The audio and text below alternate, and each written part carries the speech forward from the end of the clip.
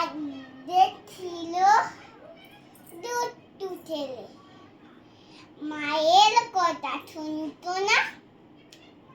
মায়ের হলো একটু আপন, কেউ কথা নেই জানতো না। জঙ্গলিটি কোথায় আলু, দেখলেটি কামড়ে নিল।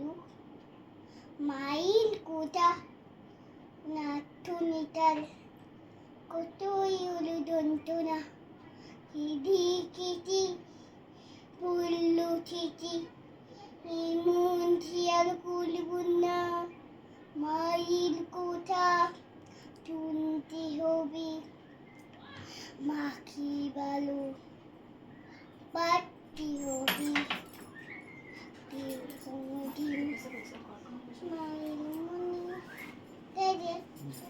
দুঃখ দেবো না বলো।